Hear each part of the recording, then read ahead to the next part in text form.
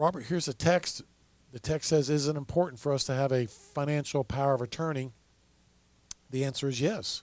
Tom, it is the most important tool that anybody could ever have, in particular with asset protection and protecting assets for Medicaid. You can't do anything without a really good financial power of attorney. So sometimes I'm meeting with somebody that has a power of attorney, and I'm always constantly reviewing them because I need that power of attorney to say what I need it to say so they can protect the assets. And if they don't have what we need them, they can't do it. And so like sometimes you'll see a power of attorney that doesn't even have the word Medicaid in it. And I'll tell you, there must be a new one out at Home Depot or Office Depot or Office Max that it specifically says no personal services contracts are allowed. Really? And I've seen 3 within the last 2 weeks. Wow. Huh. And that would be the most detrimental thing you could ever do for Medicaid planning.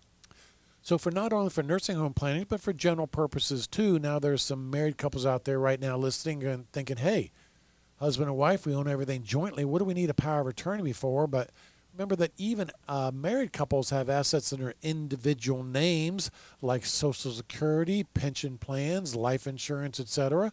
So even married couples need to have these financial power of attorneys between themselves. And then the other thing is that if your mom is widowed and she becomes incompetent, you need this financial power of attorney to get access to her bank accounts so you can pay her bills for her.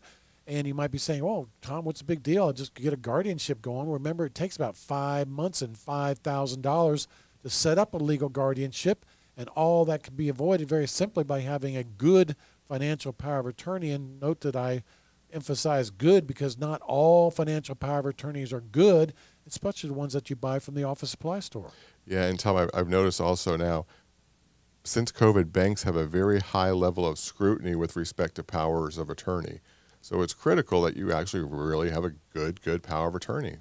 And of course, we can assist them with that here at the Olsen Law Group. When we do estate planning for people, wills and trusts, for et cetera, doing a financial power of attorney is standard procedure. We always do that.